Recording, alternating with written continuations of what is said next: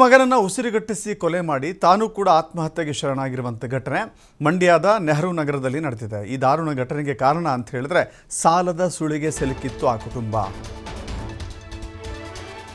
ಉಸಿರುಗಟ್ಟಿಸಿ ಕೊಲೆ ಮಾಡಿ ತಾನು ಕೂಡ ಆತ್ಮಹತ್ಯೆಗೆ ಶರಣಾಗಿದ್ದಾನೆ ಪ್ರಭಾಕರ್ಗೆ 65 ವರ್ಷ, ಆತನ ಹೆಂಡತಿ ಜ್ಯೋತಿಗೆ 55 ವರ್ಷ, ಮಗ ಸಂತೋಷ್ 30 ವರ್ಷ. ತಡರಾತ್ರಿ 3:30 ಸಮಯದಲ್ಲಿ ಪತ್ನಿ ಮತ್ತು ಮಗನನ್ನು ಕೊಲೆ ಮಾಡಿದ್ದಾನೆ. ಬಳಿಕ ತನ್ನ ಬಟ್ಟೆ ಅಂಗಡಿಗೆ ತೆರಳಿ ಪ್ರಭಾಕರ್ ನೇಣಿಗೆ ಶರಣಾಗಿದ್ದಾನೆ. ಮೊದಲು ಪತ್ನಿಯನ್ನ ಅಂದರೆ ಜ್ಯೋತಿಯನ್ನ ಬೇಲಿನಿಂದ ಉಸಿರುಗಟ್ಟಿಸಿ ಕೊಲೆ ಮಾಡಿದ್ದಾನೆ. ಈ ವೇಳೆ ತಾಯಿಯ ರಕ್ಷಣೆಗಾಗಿ ಬಂದಂಥ ಮಗ ಸಂತೋಷ್ನನ್ನು ಕೂಡ ಉಸಿರುಗಟ್ಟಿಸಿ ಕೊಲೆ ಮಾಡಿದ್ದಾನೆ. 1.5 ತಿಂಗಳ ಹಿಂದಷ್ಟೇ ಮದುವೆಯಾಗಿದ್ದ ಸಂತೋಷ್ ಸ್ವಂತ ಮಾವನಿಂದಲೇ ಗಂಡ ಅತ್ತೆ ಕೊಲೆಯಾದರು ಅಂತ ಹೇಳಿ ಸೊಸೆಗೆ ತಿಳಿದಿಲ್ಲ. ಬೆಳಗ್ಗೆ ತಿಂಡಿ ರೆಡಿ ಮಾಡಿ ಅತ್ತೆಯನ್ನು ಎಬ್ಬಿಸಲು ಹೋದಾಗ ಈ ಘಟನೆ ಸಂಭವಿಸಿದೆ. ಸಾಲದ ಒತ್ತಡಕ್ಕೆ ಸಿಲುಕಿ ಪತ್ನಿ ಮತ್ತು ಮಗನ ಕೊಲೆಯಾಗಿದೆ. ಈ ಕೊಲೆಯ ಬಗ್ಗೆ ಡೆತ್ ನೋಟ್ ಆತ ನಿರ್ಣಯಿಸಿದ್ದ. ಇಂಥದ್ದೊಂದು ದುರ್ಘಟನೆ ನಡೆಯಬೇಕು ಅಂತ ಹೇಳಿ ಆತ ನಿರ್ಧರಿಸಿದ್ದ. ಹೀಗಾಗಿ ಆತ ಡೆತ್ ನೋಟನ್ನು ಬರೆದಿಟ್ಟಿದ್ದ. ಪತ್ನಿಯನ್ನು ಕೊಲೆ ಮಾಡಿದ್ದೇನೆ, ಮಗನನ್ನು ಕೊಲೆ ಮಾಡಿದ್ದೇನೆ ಅಂತ ಹೇಳಿ ಡೆತ್ ನೋಟನ್ನು ಬರೆದಿಟ್ಟು ಈ ಬಗ್ಗೆ ಡೆತ್ ನೋಟಲ್ಲಿ ಉಲ್ಲೇಖ ಮಾಡಿದ್ದ ಪ್ರಭಾಕರ್ ಸಾಲದ ಕಿರುಕುಳದಿಂದ ಮನನೊಂದಿದ್ದೇನೆ ಅಂತ ಹೇಳಿ ಡೆತ್ ನೋಟ್ನಲ್ಲಿ ಆತ ತಿಳಿಸಿದ್ದಾನೆ. ನಿಜಕ್ಕೂ ಕೂಡ ಅಚ್ಚರಿಯ ಘಟನೆ ಇದು. ನೋಡ್ತಾ ಇದ್ದೀರಿ ದೃಶ್ಯಾವಳಿಗಳಲ್ಲಿ. ಬಟ್ಟೆ ಅಂಗಡಿ ವ್ಯಾಪಾರಿ ಆತ. ನೋಡೋಕೆ ಒಂದು ಒಳ್ಳೆಯ ಕುಟುಂಬ, ಆರ್ಥಿಕವಾಗಿ ಸಬಲ ಅಲ್ಲದಿದ್ದರೂ ಕೂಡ ಪರವಾಗಿಲ್ಲ, ಜೀವನವನ್ನು ಒಂದು ಮಟ್ಟಕ್ಕೆ ಕಟ್ಟಿಕೊಂಡು ಹೋಗ್ತಾ ಇದ್ದಂಥ ಕುಟುಂಬ ಅಂತ ಕಾಣಿಸುತ್ತೆ. ಅವರ ಮನೆ, ಅವರ ಮದುವೆ ಎಲ್ಲವನ್ನು ನೋಡ್ತಾ ಇದ್ದರೆ ಇಂಥದ್ದೊಂದು ದಾರುಣ ಘಟನೆಗೆ ಆ ಮನೆ ಸಾಕ್ಷಿಯಾಗಬಹುದು ಅಂತ ಯಾರೂ ಕೂಡ ನಿರೀಕ್ಷೆ ಮಾಡಿರಲಿಲ್ಲ ಅಂತ ಅನಿಸುತ್ತೆ. ಆದರೆ ಸಾಲದ ಸುಳಿಗೆ ಸಿಲುಕಿ ಇಂಥದ್ದೊಂದು ದುರಂತಕ್ಕೆ ಆತ ಸಾಕ್ಷಿಯಾಗಿದ್ದಾನೆ. ಈ ದಿನಾಂಕ 9/6/2026 ಸುಮಾರು ಬೆಳಗಿನ ಜಾವ 5:45 6 ಗಂಟೆ ಸಮಯದಲ್ಲಿ ಒಂದು ಪ್ರಭಾಕರ್ ಮತ್ತು ಜ್ಯೋತಿನವರು ಒಂದು ಮನೆಯಲ್ಲಿ ವಾಸ ಇರ್ತಾರೆ. ಅದರಲ್ಲಿ ಪ್ರಭಾಕರ್ ಅವರು ಜ್ಯೋತಿ ಅಂದರೆ ಅವರ ವೈಫ್ ಜ್ಯೋತಿ ಮತ್ತು ಅವ್ರ ಮಗ ಸಂತೋಷ್ನ ಮರ್ಡರ್ ಮಾಡಿ ತದನಂತರ ಅವರು ಸಹ ಅವ್ರದ್ದು ಬಟ್ಟೆ ಅಂಗಡಿ ಇರುತ್ತೆ, ಕಾಮಧೇನು ಅಂತ ಹೇಳಿ ಅಂಗಡಿ, ಅಲ್ಲಿಗೆ ಹೋಗಿ ನೇಣು ಬಿಗಿದುಕೊಂಡು ಡೆತ್ ಆಗಿರ್ತಾರಂತ ಒಂದು ಮಾಹಿತಿ ಬರುತ್ತೆ.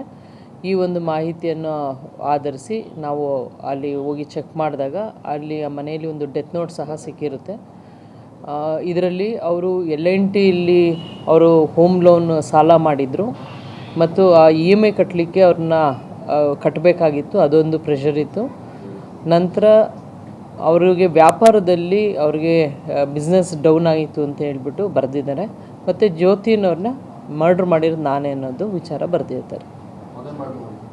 ಅದ್ರ ಬಗ್ಗೆ ಯಾವುದು ಡೆತ್ ನೋಟಲ್ಲಿ ಮೆನ್ಷನ್ ಇಲ್ಲ.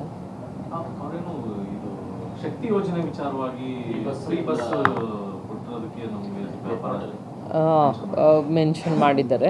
ಒಂದು ಇದರಲ್ಲಿ ಬಸ್ಸಸ್ಸು ಫ್ರೀಕ್ವೆಂಟ್ ಅಂದರೆ ಬಸ್ಸಸ್ ಅನುಕೂಲ ಇರೋದ್ರಿಂದ ನನಗೆ ವ್ಯಾಪಾರ ಯಾವುದೂ ಕಡಿಮೆ ಆಗಿತ್ತು, ಆದ್ದರಿಂದ ನಾನು ಇದಾಗಿಲ್ಲ ಅಂತ ಕೊಟ್ಟಿದ್ದಾರೆ, ವ್ಯಾಪಾರ ಕಮ್ಮಿ ಆಗಿದೆ ಅಂತ.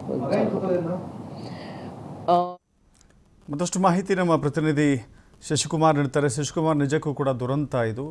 ಸಾಲದ ಸುಳಿಗೆ ಸಿಲುಕಿದ್ರೆ ಹೇಗಾದರೂ ಕಷ್ಟಪಟ್ಟು ಸಾಲವನ್ನು ತೀರಿಸಬಹುದಾಗಿತ್ತು. ಆದರೆ ಇಲ್ಲಿ ಬಹಳ ವಿಚಿತ್ರ ಅಂತ ಅನಿಸೋದು ಅಂತ ಹೇಳಿದ್ರೆ, ವಯಸ್ಸಿಗೆ ಬಂದ ಮಗನನ್ನು ತನ್ನ ಹೆಂಡತಿಯನ್ನು ಕೊಲೆ ಮಾಡ್ತಾನೆ ಅಂತ ಹೇಳಿದ್ರೆ ಅಲ್ಲಿಂದ ಕಾಪಾಡೋಕ್ಕೆ ಯಾರೂ ಆಗಲಿಲ್ವಾ? ಜೊತೆಗೆ ಸೊಸೆ ಅದೇ ಮನೆಯಲ್ಲಿ ಇದ್ಲಲ್ಲ, ಆಕೆಗೆ ಗೊತ್ತೇ ಆಗಿಲ್ಲ ಅಂತ ಹೇಳಿದ್ರೆ ಹೆಂಗೆ ನಡೀತು ಈ ಘಟನೆ ಅಂತ?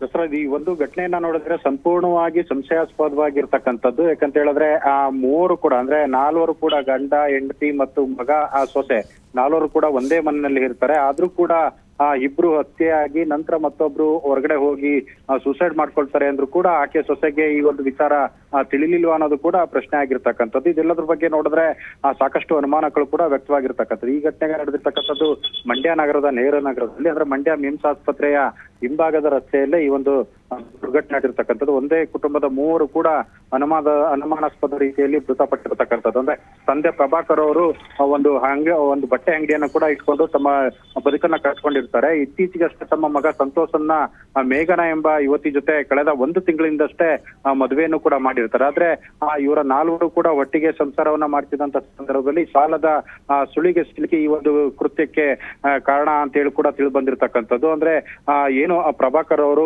ಕಳೆದ ಹಲವಾರು ವರ್ಷಗಳಿಂದ ಬಟ್ಟೆ ಅಂಗಡಿಯನ್ನ ಇಟ್ಕೊಂಡು ವ್ಯಾಪಾರವನ್ನ ಮಾಡ್ತಿದ್ರು. ಆದ್ರೆ ಅವರು ನಷ್ಟಕ್ಕೆ ಸಿಲುಕಿದ್ದ ಕಾರಣದಿಂದಾಗಿ ಈ ಒಂದು ಕೃತ್ಯ ಮಾಡಿದ್ದಾರೆ ಅಂತ ಹೇಳಿ ತಿಳಿದು ಬಂದಿರತಕ್ಕಂಥದ್ದು. ಅಂದ್ರೆ ಆ ಪತ್ನಿ ಜ್ಯೋತಿ ಜೊತೆ ಮಗ ಸಂತೋಷವನ್ನ ತನ್ನ ಒಂದೇ ಕೊಠಡಿನಲ್ಲಿ ಹತ್ಯೆ ಮಾಡಿ ಉಸಿರುಗಟ್ಟಿ ಸಾಯಿಸಿ ನಂತರ ತಾನು ತನ್ನ ಮನೆಯಿಂದ ಹೊರಹೋಗಿ ತಾನು ವ್ಯಾಪಾರ ಮಾಡ್ತಿದ್ದಂತ ಬಟ್ಟೆ ಅಂಗಡಿಯಲ್ಲಿ ತಾನು ಕೂಡ ನೇಣಿಗೆ ಶರಣಾಗಿರ್ತಕ್ಕಂಥದ್ದು. ಅಂದ್ರೆ ಸಂತೋಷ್ ಇರ್ಬೋದು, ಪ್ರಭಾಕರ್ ಇರ್ಬೋದು, ಜ್ಯೋತಿ ಇರ್ಬೋದು, ಮೇಘನಾ ಒಂದೇ ಮನೆಯಲ್ಲಿ ಕೂಡ ವಾಸ ಮಾಡ್ತಿರ್ತಾರೆ. ಮೇಘನಾ ಮತ್ತೆ ಸಂತೋಷ್ ಇಬ್ರು ಕೂಡ ಒಂದೇ ಕೊಠಡಿಯಲ್ಲಿ ಕೂಡ ಮಲಗಿರ್ತಾರೆ. 3:30 ಸುಮಾರಿಗೆ ತನ್ನ ಕೊಠಡಿಯಿಂದ ಹೊರಹೋದಾಗ ಸಂತೋಷ್ ಆಕೆ ಪಕ್ಕದಲ್ಲೇ ಇದ್ದಂತ ಮೇಘನಾ ಕೂಡ ಗೊತ್ತಿಲ್ಲ ಅನ್ನೋ ಒಂದು ಹೇಳಿಕೆಯನ್ನ ಈಗ ಪೊಲೀಸರ ಮುಂದೆ ಇಟ್ಟಿರ್ತಕ್ಕಂಥದ್ದು. ಈ ಒಂದು ಪೊಲೀಸರು ಹೇಳುವ ಪ್ರಕಾರವಾಗಿ ಒಂದು ಡೆತ್ ನೋಟ್ ಕೂಡ ಪತ್ತೆ ಆಗಿರ್ತಕ್ಕಂಥದ್ದು. ಅಂದ್ರೆ ಪ್ರಭಾಕರ್ ಅವರು ಬರ್ದಿರ್ತಕ್ಕಂಥ ಡೆತ್ ನೋಟ್ ನಲ್ಲಿ ಸಾಲದ ಸುಳಿಗೆ ಸಿಲುಕಿ ತನ್ನ ಜೀವನವನ್ನ ಮುಂದುವರಿಸಲಾಗದೆ ಈ ರೀತಿ ಒಂದು ಕೃತ್ಯಕ್ಕೆ ಕಾರಣವಾಗಿದ್ದಾನೆ ಅಂತ ಹೇಳಿ ಕೂಡ ಹೇಳಿರ್ತಕ್ಕಂಥದ್ದು. ಅಂದ್ರೆ ಪ್ರಭಾಕರ್ ಮೊದಲಿಗೆ ತನ್ನ ಪತ್ನಿ ಜ್ಯೋತಿ ಮತ್ತೆ ಮಗ ಸಂತೋಷನ್ನ ಹತ್ಯೆ ಮಾಡಿ ತಾನು ಕೂಡ ನೇಣಿಗೆ ಶರಣಾಗಿದ್ದಾನೆ ಅನ್ನೋದು ಕೂಡ ಪೊಲೀಸರ ಪ್ರಾಥಮಿಕ ತನಿಖೆಯಿಂದ ಬಂದಿರತಕ್ಕಂತ ಮಾಹಿತಿ. ಜೊತೆಗೆ ಏನು ಇತ್ತೀಚೆಗೆ ರಾಜ್ಯ ಸರ್ಕಾರ ನೀಡಿರ್ತಕ್ಕಂತ ಶಕ್ತಿ ಯೋಜನೆಯಿಂದಾಗಿ ಸ್ಥಳೀಯರು ಯಾರು ಕೂಡ ತಮ್ಮ ಬಟ್ಟೆ ಅಂಗಡಿಗೆ ವ್ಯಾಪಾರಕ್ಕೆ ಬರ್ತಿಲ್ಲ. ಹೀಗಾಗಿ ಬೆಂಗಳೂರು ಮೈಸೂರಿಗೆ ಹೋಗ್ತಿರೋ ಕಾರಣದಿಂದಾಗಿ ತಾನು ಈ ಒಂದು ಸಂಕಷ್ಟಕ್ಕೆ ಸಿಲುಕಿರ್ತಕ್ಕಂಥದ್ದು. ತನ್ನ ವ್ಯಾಪಾರದಲ್ಲಿ ನಷ್ಟ ಅನುಭವಿಸಿ EMI ಕೂಡ ಪಾವತಿ ಮಾಡ್ಲಿಕ್ಕೆ ಆಗದೆ ಇರತಕ್ಕಂಥ ಪರಿಸ್ಥಿತಿಯಿಂದಾಗಿ ನಾನು ಈ ಒಂದು ಕೃತ್ಯಕ್ಕೆ ಒಳಗಾಗ್ತಿದ್ದೇನೇನೋ ಅಂತೇಳಿ ಆ ಡೆತ್ ನೋಟ್ ಅಲ್ಲಿ ಉಲ್ಲೇಖ ಮಾಡಿದ್ದಾನೆ ಅನ್ನೋದನ್ನ ಸ್ವತಃ ಪೊಲೀಸರು ಕೂಡ ಹೇಳಿರ್ತಕ್ಕಂಥದ್ದು. ಈಗಾಗಲೇ ಈ ಒಂದು ಬಾಡಿಗಳನ್ನ ಹೊರತೆಗೆಯುವಂತ ಕೆಲಸವನ್ನು ಈಗಾಗಲೇ ಪೊಲೀಸರು ಮತ್ತೆ ಏನು FSL ತಂಡ ಕೂಡ ಸ್ಥಳಕ್ಕೆ ಭೇಟಿ ನೀಡಿರ್ತಕ್ಕಂಥದ್ದು. ಅಂದ್ರೆ ಈ ಉಸಿರುಗಟ್ಟಿ ಸಾಯಿಸಿರ್ತಕ್ಕಂಥದ್ದು ಅಥವಾ ಮತ್ತೇನಾದ್ರೂ ಕಾರಣ ಇದೆಯಾ ಅನ್ನೋದ್ರ ಬಗ್ಗೆ ಕೂಡ ಪೊಲೀಸರು ಪ್ರಾಥಮಿಕ ತನಿಖೆಯನ್ನು ಕೂಡ ಮಾಡ್ತಿರ್ತಕ್ಕಂಥದ್ದು. ಒಟ್ಟಾರೆ ಈಗಾಗಲೇ ಮಂಡ್ಯ ನಗರದ ಅಂದ್ರೆ ಪೂರ್ವ ಪೊಲೀಸ್ ಠಾಣೆ ಪೊಲೀಸರು ಸ್ಥಳಕ್ಕೆ ಆಗಮಿಸಿ FSL ತಂಡ ಇರ್ಬೋದು ಮತ್ತು ವೈದ್ಯರ ತಂಡ ಈಗಾಗಲೇ 3 ಶವಗಳನ್ನು ಕೂಡ ಹೊರತೆಗೆದು ಪ್ರಾಥಮಿಕ ತನಿಖೆಯನ್ನು ಕೂಡ ನಡೆಸ್ತಾ ಇರ್ತಕ್ಕಂಥದ್ದು. ಹೆಚ್ಚಿನ ತನಿಖೆಯನ್ನು ಕೂಡ ನಡೆಸ್ತಾ ಇರ್ತಕ್ಕಂಥದ್ದು. ದಸರಾ. ಥ್ಯಾಂಕ್ ಯು ಶಶಿಕುಮಾರ್ ನಿಮ್ಮೆಲ್ಲ ಮಾಹಿತಿಗೆ.